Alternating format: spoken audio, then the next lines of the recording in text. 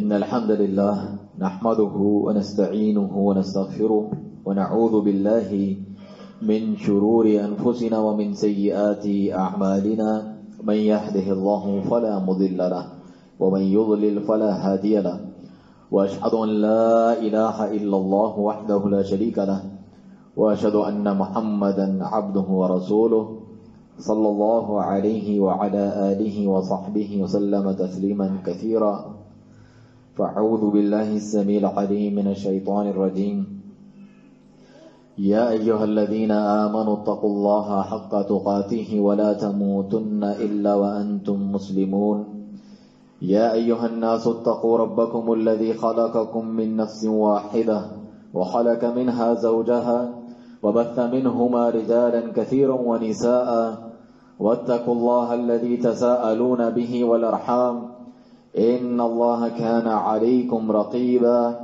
يا أيها الذين آمنوا اتقوا الله وقولوا قولا سديدا يصلح لكم أعمالكم ويغفر لكم ذنوبكم ومن يطع الله ورسوله فقد فاز فوزا عظيما ثم أما بعد ہر قسم کی حمد و ثنا بڑائی کبریائی اللہ مالک الملک ذوالجلال والاکرام رب العالمین کے لیے لائق اور زیبا ہے، جو خالق اور مالک ہے، تمام کائنات کی اکیلا تدبیر کرنے والا، نفع نقصان کا مالک، جس کے سوا کوئی عبادت کے لائق نہیں، جس کے پیارے نام اور اعلیٰ صفات ہیں، جس میں کوئی اس کا شریک نہیں۔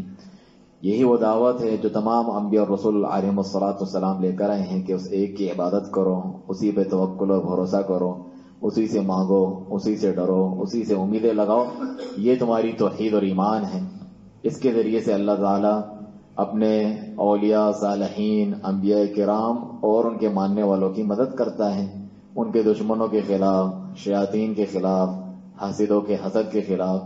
ساری دنیا جمع ہو جائے نقصان دینے کے لیے، لیکن اللہ سبحانہ و تعالیٰ آپ کے ساتھ ہیں، آپ اسے پکارتے ہیں تو سب ناکام ہو جائیں گے۔ یہ پوری تاریخ جو ہے انبیاء اور رسول علیہ الصلوۃ والسلام اور ان کے دشمنوں کی قرآن میں ذکر ہے، احادیث میں ذکر ہے، آنکھوں سے دیکھتے ہیں، صحابہ کرام کو دیکھتے ہیں، ان کے طریقے پر چلنے والوں کو دیکھتے ہیں، تو یہ تا قیامت اس طرح رہے گا۔ لیکن یہ ہماری آزمائش اور امتحان ہوتا ہے کہ ہم اس میں پورے اترتے ہیں یا نہیں۔ ایمان ہمارا ڈگمگا جاتا ہے پریشانیاں دیکھ کر، تکلیفیں دیکھ کر، اپنی یا اپنے پیاروں کی، تو اس وقت جو ہے اللہ کو چھوڑ کے غیر کی طرف چلے جاتے ہیں۔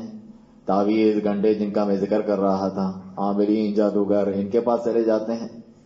گویا کہ آپ اس بات کے اقراری ہو رہے ہیں کہ اللہ سبحانہ تعالیٰ سے تو ہم نے دعا کی، قرآن پڑھا، سب کچھ کیا، ناکام ہو گئے، نعوذ باللہ من ذالک، اب جو ہے ہمیں فلاں کی طرف جا کر ہم کامیاب ہو جائیں گے۔ حالانکہ یہ شیاطین ہیں، اللہ سبحانہ تعالیٰ کی طرف سے آزمائش ہے۔ ہو سکتا ہے آپ کو کچھ دیر کا کچھ سکون مل جائے، لیکن آپ کی دنیا اور آخرت برباد ہے ہمیشہ کے لیے۔ تو اس آزمائش میں اللہ سبحانہ تعالیٰ ہم میں سے کسی کو نہ ڈالے اور اس میں سے پورا کامیاب ہو کر اللہ کی توحید اور ایمان بچاتے ہوئے نکلنے کی توفیق عطا فرمائے۔ انبیاء کرام علیہم الصلاۃ والسلام کی اللہ تعالیٰ صفت بیان کرتا ہے کہ الذین یبلغون رسالات اللہ، جو اللہ کا پیغام لوگوں تک پہنچاتے ہیں، وہ یخشونہ، اور اسی اللہ سے صرف ڈرتے ہیں، ولا یخشون احدا الا اللہ، اللہ کے سوا کسی سے نہیں ڈرتے۔ وکفی باللہ حسیبا، اور اللہ تعالیٰ اکیلا حساب لینے کے لیے کافی ہے۔ خود بھی وہ اس طرح تھے اور دوسروں کو بھی یہی سکھاتے تھے اپنے پیروکاروں کو۔ چنانچہ نوح علیہ السلام جو پہلے رسول بھیجے گئے، قوم میں شرک آ گیا تھا، وہ تو چیلنج دیتے ہیں کھلے عام، قرآن میں ذکر ہے وَاتْلُ عَلَيْهِمْ نَبَأَ نُوحٍ، ان کے سامنے نوح علیہ السلام کا قصہ پڑھ کر سناؤ۔ اذ قال لقومه، جب انہوں نے اپنی قوم سے کہا، یا قومی، اے میری قوم، ان كان كبر عليكم مقامي وتذكيري بآيات الله، اگر تمہیں گرا گزرتا ہے، پسند نہیں ہے کہ میں اللہ تعالیٰ یاد دلاتا ہوں تمہیں اور واعظ و نصیحت کرتا ہوں، توحید بتاتا ہوں، نہیں ہے تمہیں پسند، فعلى الله توکلت، تو میں اللہ تعالیٰ ہی پر بھروسہ کرتا ہوں۔ ایسا کرو، فاجمعوا امرکم وشرکاءکم، خود بھی میرے خلاف کوئی سازش کرو، مجھے مارنے کی، نقصان پہنچانے کی، بلکہ اپنے شرکاء کو بھی ساتھ میں، ود، سوا، یعوق، یغوث، ان کے جو اولیاء صالحین انہوں نے بنائے ہوئے تھے، جن کی دھمکیاں وہ انبیاء کرام کو دیتے ہیں، آج بھی ان کے ماننے والوں کو دیتے ہیں کہ وہ تمہارا یہ بگاڑ دیں گے، خود بھی آ جاؤ، ان کو بھی اپنے ساتھ ملا لو. ثم لا یکن امرکم علیکم غمہ، پھر جو تم یہ سازش کرو یا مجھے مارنا چاہتے ہو، نقصان پہنچانا چاہتے ہو، یہ پلاننگ کوئی چھپی ڈھکی بھی نہ ہو تمہارے اوپر. ایسا نہ ہو کہ تم ناکام ہو بعد میں کہو ہم نے صحیح سے پلاننگ نہیں کی تھی وغیرہ. یا بعض کو معلوم تھا بعض کو نہیں، سب کو معلوم ہو، مل کر کرو، علل اعلان کرو، سب کو پتا ہو. ثم اقضوا الیہ، پھر مجھے نقصان پہنچا سکتے ہو تو پہنچاؤ، میرا کچھ بگاڑ سکتے ہو تو بگاڑو. ولا تنظرون، مجھے مہلت بھی نہ دو کہ میں بھی اپنا کچھ دفاع کر لوں، چیزیں جمع کر لوں، اپنے ساتھیوں کو مہلت بھی نہ دو. تو انبیاء کرام اتنا اللہ تعالیٰ پر توکل بھروسہ رکھتے تھے. یہ توحید کے ذریعے سے انسان کے دل میں یہ دلیری بہادری آتی ہے اللہ سبحانہ تعالیٰ کی طرف سے. اتنی آ جاتی ہے کہ ایک ایسے لوگ جن کی طرف لوگ دوڑے اور بھاگے جاتے ہیں، شیاطین اور جادوگروں کی طرف، عاملوں کی طرف.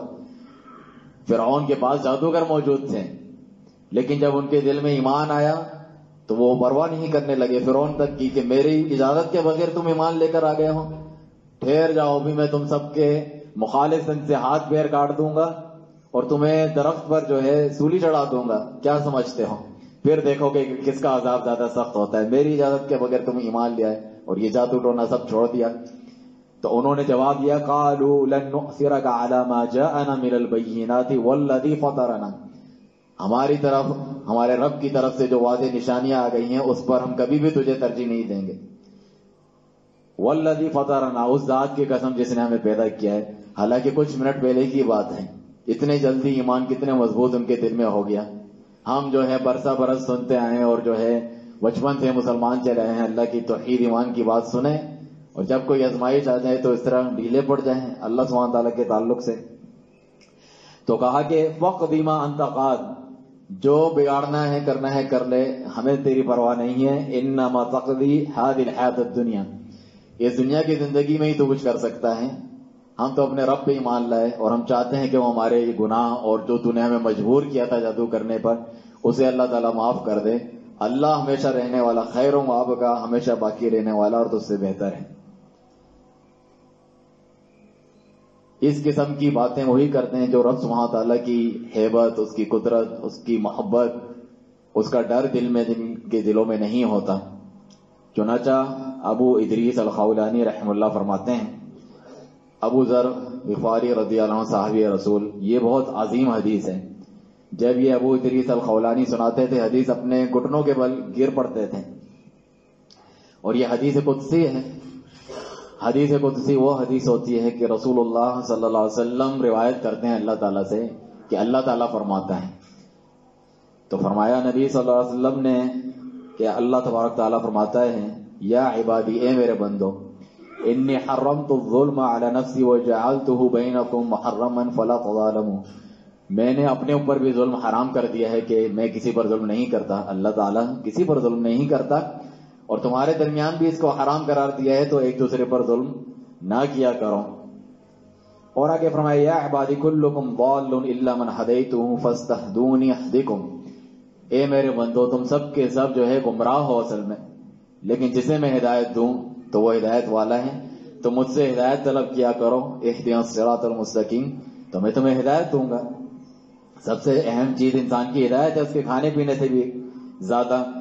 آگے فرمایا اے میرے بندو تم سارے جو ہے بھوکے ہو، پیاسے ہو، سوائے جسے میں کھلاؤں تو مجھ سے مانگو، میں تمہیں کھلاؤں گا، پلاؤں گا. فاستطعمونی اطعمکم یا عبادی کلکم عار، تم سب جو ہے ننگے ہو، جسے میں کپڑے پہنا ہوں وہی لباس والا ہو سکتا ہے. فاستکسونی، تو مجھ سے کپڑے طلب کرو، مجھ سے لباس طلب کرو. اکسکم، میں تمہیں پہناؤں گا. اور انکم، تم یہ لوگ سوچتے ہیں کہ ہم تو گنہگار ہیں، ہم کہاں اللہ سبحانہ تعالیٰ سے براہ راست مانگ سکتے ہیں یا ہماری وہ کہاں سنے گا، ایسا نہیں ہے. فرمایا انکم تخطئون باللیل والنہار، تم دن و رات جو ہے گناہ کرتے رہتے ہو، اور میں جو ہوں وانا اغفر الذنوب، اور میں گناہوں کو بخشنے والا مہربان ہوں. مجھ سے مغفرت طلب کرو، میں تم سب کو بخش دوں گا، جمیعاً تم سب کو ہر گناہ بخش سکتا ہوں.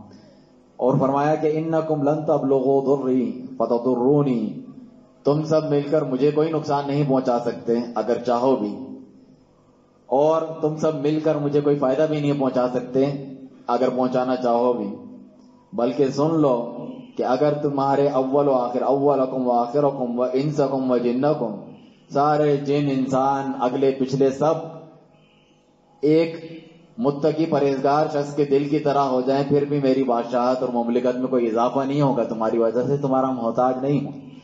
اسی طریقے سے تم گناہوں کی بات کرتے ہو، تم سب جو ہے فاسق فاجر لوگوں کی طرح ہو جاؤ، اول آخر جن اور انس، میری مملکت بادشاہت میں کوئی نقصان نہیں ہوگا۔ اللہ سبحانہ تو پھر بھی سب سے بڑا بادشاہ اور شہنشاہ ہی رہے گا۔ اور فرمایا تمہارے اگلے پچھلے جن و انس سب مل کر ایک وقت میں اپنی تمام دلی مرادیں مانگیں۔ انسان کیا کچھ نہیں مانگے گا جب اسے اجازت دے دی جائے، وہ پوری دنیا اور دگنی تگنی دنیا مانگے گا بجائے اس کے کہ 2-3 چیزیں مانگے۔ تو سب اپنی دلی خواہشات مانگے، میں سب کو منہ مانگا دے دوں گا، عطا کر دوں گا، پھر بھی میرے خزانوں میں کوئی کمی نہیں آئے گی، اتنی بھی نہیں جیسا کہ تم میں سے کوئی مخیت یعنی ایک سوئی کو بڑے بہار اور سمندر میں ڈالے اور باہر نکالے، وہ کیا پانی کم کرتی ہے اس کا، کچھ نہیں۔ ایسے رب کو چھوڑ کر انسان ادھر ادھر جائے، کسی اور چیز پہ بھروسہ رکھے جس کے پاس اتنے عظیم خزانے ہیں، دن رات لوٹاتا ہے جس میں کوئی کمی نہیں آتی۔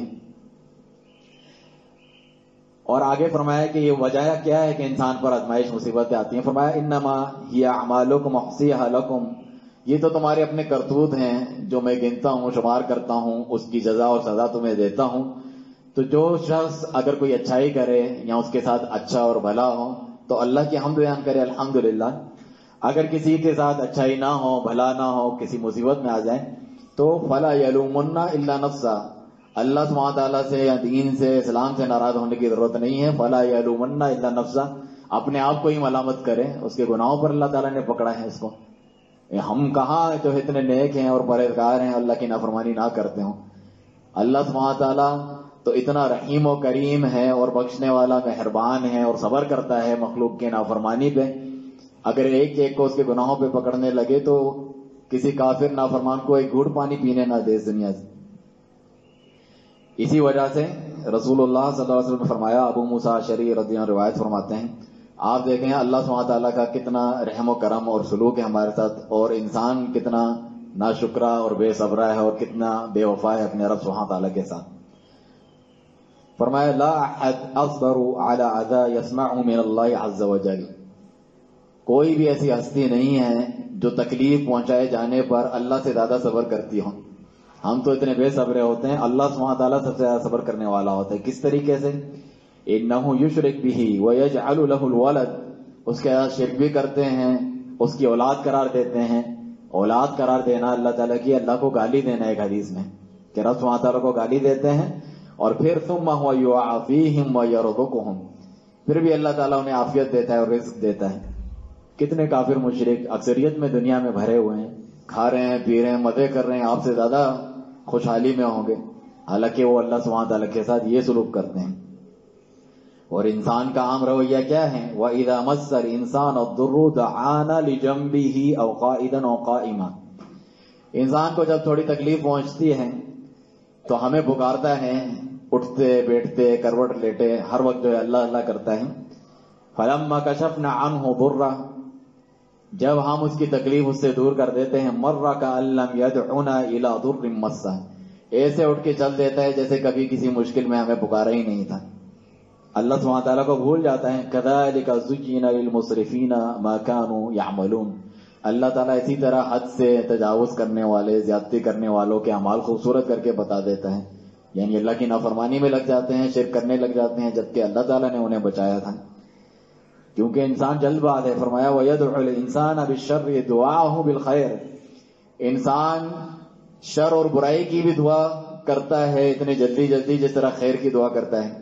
تھوڑی سی مصیبت آئے تجھ پہ لعنت، برباد ہو جائیں، مجھے موت کیوں نہیں آ گئی، بچے میرے برباد ہو جائیں وغیرہ، کیا میری نافرمانی کرنے فنافل، اس طریقے سے انسان کرتا ہے، اپنے اہل و عیال اپنے اوپر بھی بد دعائیں کرنے لگتا ہے، میں ہی ملا ہوں جو ہے جس کے اوپر مصیبتیں گر رہی ہیں۔ وَكَانَ الْإِنسَانُ عَجُولًا، اللہ فرماتا ہے اور انسان بہت جلد باز ہے۔ اسی کے آگے فرمایا کہ وَيَعْبُدُونَ مِن دُونِ اللَّهِ مَا لَا يَنفَعُهُمْ وَلَا يَضُرُّهُمْ، دوسری آیت میں اللہ کی سوا ایسوں کی عبادت کرتے ہیں جو نفع نقصان نہیں پہنچا سکتے۔ وَكَانَ الْكَافِرُ عَلَى رَبِّهِ ظَهِيرًا، اور جو کافر ہے وہ اپنے رب کے خلاف کسی کی مدد کرتا ہے، یعنی اللہ کی سائیڈ نہیں ہوتا، اس کے دشمن کی سائیڈ ہو جاتا ہے۔ عبداللہ بن عباس رضی اللہ عنہ، مجاہد رحمہ اللہ وغیرہ، ان سے تفسیر موجود ہے اس کی. یعنی شیطان کا ساتھی بن جاتا ہے، اللہ کی نافرمانی کرتا ہے اور شرک کرتا ہے، بجائے اللہ سبحانہ تعالیٰ جو اس کا محسن ہے، جو اس کا خالق ہے، اس کی طرفداری کرے، اس کی فرما برداری کرے، اس کی فرماداری کرنے لگ جاتا ہے شیطان کی. آپ دیکھتے نہیں ہیں کوئی شفا اللہ سبحانہ تعالیٰ کی طرف سے ملے، کالا بکرا فلاں پیر کے مزار پہ جا کے ذبح کر کے آؤ، کالا مرغا وغیرہ، شیطان کی مدد کرتا ہے اور اسے خوش کرتا ہے. جبکہ بنی آدم سے اللہ تعالیٰ نے عہد لیا تھا. سورہ یاسین میں آپ پڑھتے ہیں الم اعہد الیکم یا بنی آدم، کیا میں نے تم سے عہد نہیں لیا تھا اے آدم کی اولاد، اللہ تعبدوا الشیطان، شیطان کی عبادت ہرگز نہ کرنا، انہ لکم عدو مبین، وہ تو تمہارا کھلا دشمن ہے. تمہارے والدین کو تم سب کو جو ہے وہاں سے نکلوا دیا. شیطان کی عبادت کرنا یہی نہیں ہے کہ آپ شیطان پکار رہے ہیں یا باقاعدہ کوئی مندر بنا ہے شیطان کا. اگرچہ دنیا میں آج کل شیطان کے پجاری بھی موجود ہیں، باقاعدہ شیطان کہہ کر اس کی پوجا کرتے ہیں، لیکن شیطان کی بات مان لینا یعنی اللہ تعالیٰ کے ساتھ شرک کرنا. یہ جو جادوگر عامل لوگ ہیں، یہ بہت سارے کارنامے کرتب شعبدہ بازی کس طرح دکھاتے ہیں، یہ شیطان اور چیلے جنات ان کے ساتھ ملے ہوتے ہیں. یہ کفر شرک کرتے ہیں، گستاخی کرتے ہیں، قرآن کی بے حرمتی، اللہ کو گالیاں دیتے ہیں. اس سے کون خوش ہوگا؟ شیطان. اور شیطان کو کچھ طاقتیں اللہ نے دی ہوئی ہیں، وہ ان کی مدد کر دیتا ہے، یہاں سے وہاں چیز لے جانے میں، پہنچانے میں، کسی کو تکلیف دینے میں. انبیاء و صالحین ان کے ساتھ بھی یہ ہوتا رہا ہے. وَلَقَدْ أَضَلَّ مِنْكُمْ جِبِلًّا كَثِيرًا، تم میں سے بہت سے لوگوں کو شیطان نے گمراہ کر دیا ہے، پوری پوری نسلیں برباد کر دی ہیں. أَفَلَمْ تَكُونُوا تَعْقِلُونَ، پھر بھی عقل نہیں پکڑو گے. کس طرح برباد کر دیا، کتنی چیزیں آپ سنتے رہتے ہیں. تو ہم اللہ سبحانہ تعالیٰ پہ بھروسہ اور یقین رکھیں، اسے پکاریں.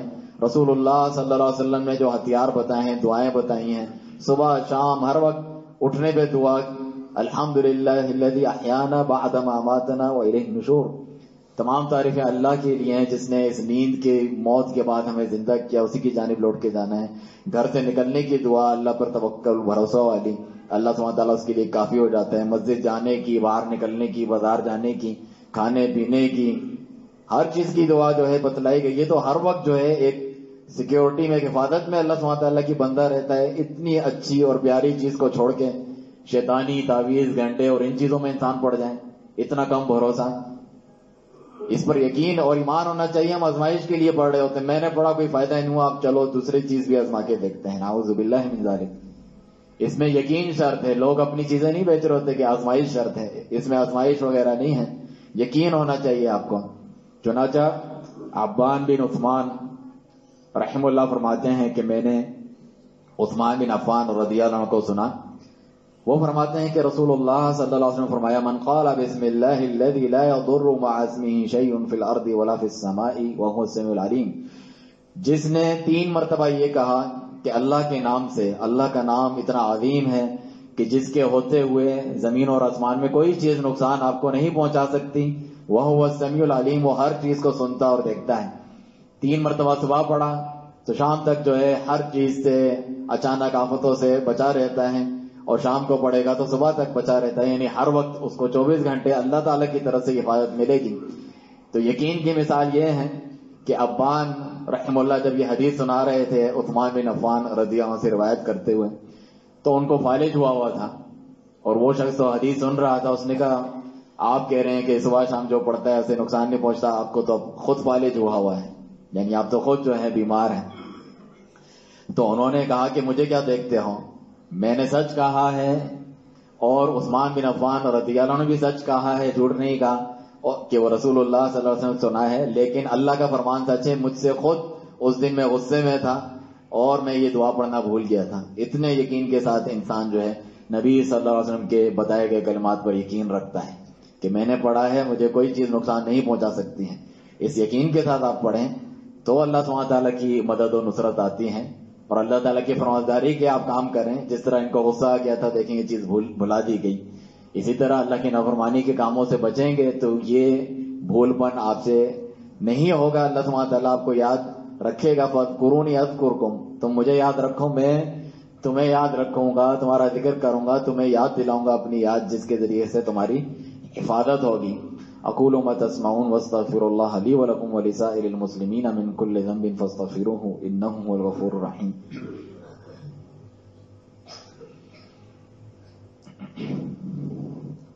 الحمد للہ حمدا كثيرا طيبا مباركا فيه كما يحب ربنا ويرضى والصلاة والسلام على خاتم الأنبياء والمرسلين نبينا محمد وعلى آله وصحبه أجمعين واعلموا أن خير الحديث كتاب الله وخير الهدي هدي محمد صلى الله عليه وسلم وشر الأمور محدثاتها فإن كل محدثة بدعة وكل بدعة ضلالة وكل ضلالة في النار۔ عبداللہ بن عباس رضی اللہ عنہما فرماتے ہیں کہ رسول اللہ صلی اللہ علیہ وسلم نے فرمایا مجھے مختلف امتیں دکھائی گئیں، ایک بہت بڑی امت یعنی جنت میں جانے کے لیے، یعنی بروز قیامت منظر یہ دکھایا گیا، اللہ سبحانہ تعالیٰ اپنے پیارے نبی صلی اللہ علیہ وسلم کو یہ دکھلاتا ہے۔ تو آپ نے فرمایا کہ میری امت ہے، تو بتایا نہیں یہ موسیٰ علیہ السلام کی امت ہے۔ پھر اس سے بھی بڑھ کر کہا کہ ادھر دیکھیں ادھر دیکھیں، پورا افق یعنی زمین سے آسمان تک جو جگہ ہوتی ہے ساری چھپ گئی تھی، یعنی کہا یہ آپ کی امت ہے جو جنت میں جائے گی، اور اس میں 70,000 70,000 ایسے لوگ ہیں جو بغیر حساب کے جنت میں جائیں گے۔ تو صحابی ابو عکاشہ جو تھے رضی اللہ عنہ، انہوں نے عرض کی کہ وہ کون ہیں خوش نصیب جو بغیر حساب کے جنت میں جائیں گے؟ اس سے پہلے صحابہ نے آپس میں سوچا کہ شاید جو ہے جو پیدائی مسلمان ہوئے ہیں، ہم تو پہلے جاہلیت میں تھے، وہ لوگ جائیں گے، مختلف قیاس آرائیاں کرتے رہیں۔ تو آپ صلی اللہ علیہ وسلم نے آ کے فرمایا کہ یہ وہ لوگ ہیں ہم الذین لا یسترقون، یہ لوگ کسی سے کہتے نہیں ہے کہ ہم پہ دم جھاڑ کرو۔ دم جھاڑ سنت سے کرنا، آیات حدیث سے کرنا یہ صحیح ہے، لیکن یہ اللہ پر اتنا توکل اور بھروسہ کرتے ہیں، کسی دوسرے سے نہیں کہتے کہ ہم پہ کرو، خود ہی اللہ تعالیٰ سے دعا کرتے ہیں، خود ہی دم جھاڑ کرتے ہیں، جو کچھ کرتے ہیں تاکہ کسی کی طرف ہمارا دھیان جائز بھی نہ، کسی جائز کام کی وجہ سے بھی بے حساب ہمیں جنت میں جانا ہے، یعنی اس قسم کے بندے ہیں۔ اسی طریقے سے دوسری چیز فرمائی ولا یتطیرون، اور بدشگونی نہیں لیتے، یہ تو بالکل کسی بھی صورت میں جائز نہیں ہے۔ بدشگونی لینا مختلف مہینوں کی، جانوروں کی، پرندوں کی حالات کی، کالی بلی راستہ کاٹ جائے تو جاتے نہیں ہے، بدشگونی فلاں جو ہے جب سے یہ بہو آئی ہے گھر میں مصیبتیں وغیرہ، ایسی بدشگونی وغیرہ لوگوں میں عام ہوتی ہے، یہ نہیں لیتے یہ لوگ۔ اور ولا یکتوون، یعنی آگ کے ذریعے سے جو داغ دے کے علاج کیا جاتا ہے، یہ ایک علاج کا طریقہ ہے، یہ لوگ یہ بھی نہیں کرتے ہیں، یہ آخری حل اور علاج ہوتا ہے جو جائز ہے، لیکن نبی صلی اللہ علیہ وسلم فرمایا مجھے پسند نہیں ہے۔ تو یہ ان میں سے بعض چیزیں جائز ہیں، مگر وہ اللہ پہ توکل بھروسہ اتنا کرتے ہیں کہ دوسروں کی طرف توجہ بھی نہیں کرنا چاہتے، تو ان کو یہ فضیلت ملتی ہے کہ وہ بغیر حساب جنت میں جائیں گے۔ باقی رسول اللہ صلی اللہ علیہ وسلم نے فرمایا کہ جب کسی نے پوچھا کہ میں اپنے کسی بھائی کو دم جھاڑ کروں یعنی قرآنی آیات سے، تو فرمایا کہ جو چاہتا ہے اپنے بھائی کو فائدہ پہنچانا فل وہ پہنچا سکتا ہے، لیکن جو اس سے اعلیٰ درجے کا ہے وہ نہیں چاہتا کہ میں کسی سے مانگوں، میں صرف اپنے رب سے مانگوں گا، تو اسے یہ ایک فضیلت حاصل ہوتی ہے اس وجہ سے۔ چنانچہ تعویذات کا رد تو آپ پچھلے خطبے میں سن چکے ہیں، نبی صلی اللہ علیہ وسلم نے اسے شرک قرار دیا، نبی صلی اللہ علیہ وسلم نے بددعا کی کہ اللہ تعالیٰ اسے راحت، سکون اور شفا نہ دے جو تعویذ باندھتا ہے، اللہ تعالیٰ اسے چھوڑ دیتا ہے، اس کا ساتھ اسی کے سپرد کر دیتا ہے، بلکہ اس کی جگہ ہمیں کیا کرنا چاہیے؟ معوذات پڑھنی چاہیے، قل هو اللہ احد، قل اعوذ برب الفلق، قل اعوذ برب الناس، یہ جو آخری دو صورتیں ہیں خصوصاً معوذتین، یہ تو نازل اسی لیے ہوئی تھی۔ آزمائشیں تو آتی ہیں، رسول اللہ صلی اللہ علیہ وسلم پر تک جو ہے جادو کرا دیا گیا یہودیوں کی طرف سے، آپ دنیاوی کام میں سے کچھ چیزیں بھول جاتے تھے، دین اور وحی کے تعلق سے کوئی اثر نہیں تھا اس کا، وہ اس کا ذمہ اللہ سبحانہ تعالیٰ نے لیا ہوا ہے، کیونکہ جادو بھی ایک جس طرح دوسرے نقصان دہ چیزیں ہیں اس میں سے ایک نقصان دہ چیزیں ہیں، لیکن وما هم بضارین به احد الا باذن اللہ، جادوگر بھی اللہ تعالیٰ کے اذن کے بغیر کسی کو نقصان نہیں پہنچا سکتے ہیں۔ تو یہ اللہ کی طرف سے آزمائش ہے اور اس کا علاج بھی بتا دیا گیا ہے، دیکھا جاتا ہے کہ میری طرف رجوع کرتا ہے یا شیاطین کی طرف رجوع کرتا ہے۔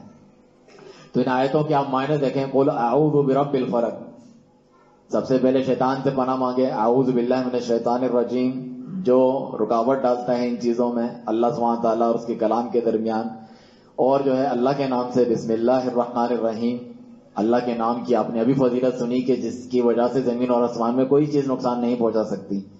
قل اعوذ برب الفلق، کہو میں پناہ مانگتا ہوں صبح کے رب کی، صبح رات ہر وقت کا رب اللہ سبحانہ تعالیٰ ہے، مالک الناس، قل اعوذ برب الفلق من شر ما خلق، ہر اس چیز کی اللہ سبحانہ تعالیٰ سے پناہ طلب کی جو اللہ نے پیدا کی ہے، اور ہر چیز اللہ نے ہی پیدا کی ہے، انسان ہو، شیطان ہو، حاسدین ہو، جادو کرنے والے ہوں، دنیا میں کوئی موذی جانور ہو، یہ تمام چیزیں اللہ کی بنائی ہوئی ہیں، اس سے آپ نے اللہ تعالیٰ کی پناہ طلب کی. ومن شر غاسق اذا وقب، صبح میں بھی نقصان پہنچ سکتا ہے، رات میں زیادہ شیطانی چیزیں وغیرہ عام ہو جاتی ہیں، تو غاسق اذا وقب یعنی رات کے اندھیرے سے بھی پناہ طلب کی جب وہ چھا جاتا ہے. ومن شر النفاثات فی العقد، اور جو گنڈوں پر گٹان باندھ کے پھونکتی ہیں، جادوگرنیاں ہوتی ہیں، عامل وغیرہ کرتے ہیں، جو تعویذ گنڈا کرتے ہیں، عورتوں کا اس لیے ذکر ہے زیادہ تر، وہ اس چیز میں ملوث ہوتی ہیں، ورنہ مرد بھی جو ہے جادو عامل وغیرہ یہ چیزیں کرتے ہیں، ان سے بھی اللہ کی پناہ طلب کی. ومن شر حاسد اذا حسد، جب کوئی حسد کرنے والا آپ سے حسد کرے، نظر بد لگنے کا آپ کو خطرہ ہو، اس سے بھی اللہ کی آپ نے پناہ طلب کی. تو کوئی چیز باقی رہی اس میں؟ ساری چیزوں سے آپ نے پناہ طلب کر دی، یہاں تک کہ قل اعوذ برب الناس مالک الناس الہ الناس، کہو میں پناہ طلب کرتا ہوں لوگوں کے مالک، ان کے رب کی، ان کے سچے معبود کی، من شر الوسواس الخناس، جو دلوں میں وسوسے ڈال کے بھاگ جاتا ہے شیطان. شیطان کے وسوسوں میں سے ہے کہ وہ قرآن کے ذریعے سے آپ کو علاج کرنے نہیں دیتا، یہ بھی اس کا وسوسہ ہے، تو اس سے بھی اللہ تعالیٰ کی آپ نے پناہ طلب کی. من الجنت والناس، دونوں میں سے ہو سکتے ہیں. کچھ انسان بھی ایسے ہیں اپنی طرف بلاتے ہیں، وہ بجائے اس کے کہ آپ قرآن پڑھیں، بجائے اس کے کہ آپ اللہ سبحانہ تعالیٰ سے دعا کریں، اپنی شیطانیت کی طرف بلاتے ہیں. فلاں مزار پہ چادر چڑھا لو، فلاں بہت مشہور ہے دم جھاڑ کرنے والے، ان کے پاس چلے جاؤ، یہ تعویذ بڑا کرامت ہے، 7 سمندر پار بھی جو ہے اثر رکھتا ہے وغیرہ، ان کی طرف بلاتے ہیں، انسانوں میں سے بھی اور شیاطین میں سے بھی. تو ان کی بات نہ مانو. تو کتنے عظیم اس کے معنی ہیں، ہم سمجھتے نہیں ہیں. نبی صلی اللہ علیہ وسلم جب یہ آیتیں اتری، جبرائیل علیہ السلام آئے، انہوں نے یہ رقیہ کیا، دم کیا، ایک ایک کر کے ساری گٹان کھلتی رہی جو باندھی گئی تھی آپ صلی اللہ علیہ وسلم کے خلاف. بالکل ایسے ہو گئے جیسے کوئی رسیاں توڑ کے آزاد ہو جاتا ہے، بالکل اشاج بشاج نشاط کے ساتھ، چستی کے ساتھ آپ رہے. اور عائشہ رضی اللہ عنہا فرماتی ہیں کہ جتنے مختلف قسم کی دعائیں کرتے تھے، اللہ کی پناہ طلب کرتے تھے، ان سب کو چھوڑ کے بس یہی پڑھنے لگے، انہی دونوں صورتوں پر عمل کرتے رہے. آپ دیکھیں صبح کی ساری نمازوں کے بعد بھی یہ ثابت ہے، صبح کے ذکر میں بھی شامل ہے، رات کے ذکر میں بھی شامل ہے، سونے کے ذکر میں بھی شامل ہے. آپ صلی اللہ علیہ وسلم دم جھاڑ کہتے ہیں پھونک، یعنی تھوڑی سی تھوک، آپ کس قسم کی تھوک آپ کر کے اپنے اوپر جو دم جھاڑ کرتے ہیں قرآن پڑھ کے، معوذتین پڑھ کے، یہ کرنا صحیح ہے، سنت ہے، ثابت ہے. آپ صلی اللہ علیہ وسلم ہر رات بھی کرتے تھے، جب بیمار ہوتے تھے اس وقت بھی یہ کرتے تھے.